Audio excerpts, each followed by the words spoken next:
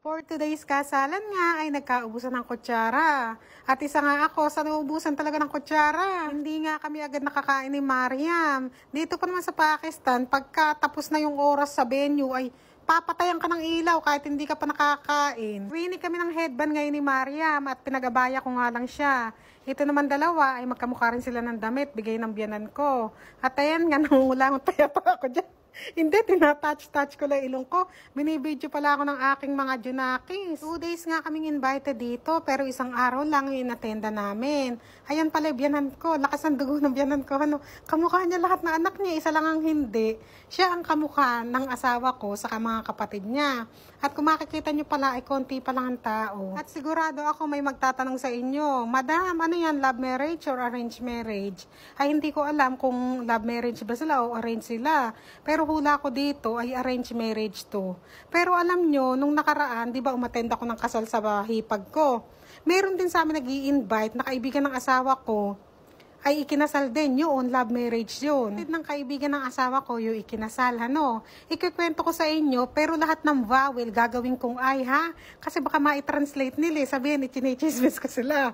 Kaya kung talagang tunay kang chismosa na tulad ko, maiintindihan mo lahat ng kwento ko. Simulan na natin. Yin pali.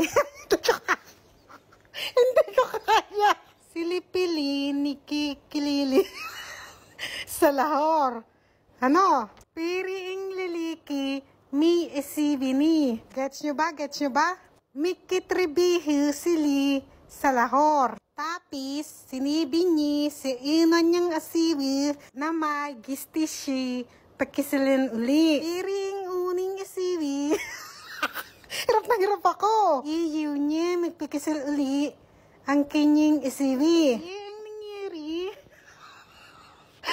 Nakipaghiwalay na lang ang babae sa kanyang asawi at umuwi na lang sa kanyang nigiling. Tama na ngayon, hirap na hirap ako. Kaya isinama niya yung isang anak nila pauwi sa kanila kasi nga ayaw niyang pumayag. Sabi ko nga, ay kawawa naman ng unang asawa kasi nga dahil ayaw niya na may kahati, ay umuwi na lang siya sa kanila. Kaya ang sabi naman sa akin ng asawa ko ay okay lang daw kasi daw ngayon yung babae ay nakahanap na uli yung magulang na ipapakasal para sa kanya. Ayan pala, dumating na pala yung pagkain. O tingnan nyo, ala akong kutsara, ala kami kutsara ni Mariam. Kaya hindi ako makakain. Kung may hugasan lang dito sa gilid ko, baka nagugas na ako at nagkamay. At ayan nga siguro, nahugasan na ibang kutsara, kaya ayan, meron na kami. O, tignan nyo si Usman, kumakain. Ruti lang kinakain yan sa kasalan. Madalang mag-rice yan. Ako, rice is life ako. Kahit may ruti dyan, di ko pinapansin ruti. Alam niyo ng pagka Pinay diba, yan ang hilig niyan. Kanin. Nawala talaga ako sa mood dyan kasi nga, alang kutsara.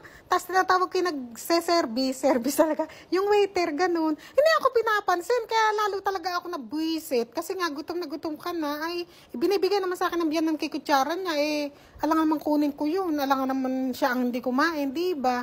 Kaya naghintay na lang ako ng kutsara, pero nawala talaga ako sa mood. Tignan nyo, si Mangot, ang girl, lalo nyo. Pero hindi ako nagsasalita, pati sa bayanan ko, sa bayaw ko. Ala akong sinabi na gano'n naranasan ko. Kasi nga, baka hindi na ako pasamahin sa susunod ng asawa ko. Tuwing tatanungin ako ng asawa ko, kamusta kasalan? Ay, mabuti, sabi ko, nabusog ako. Tapos tingnan nyo, marami pang tao, pero medyo dumilim na, kasi pinatay na yung ibang ilaw, ganito dito. Pag tapos na yung oras na sa venue, kahit may kumakain pa dyan, papatay na yung mga ilaw talaga.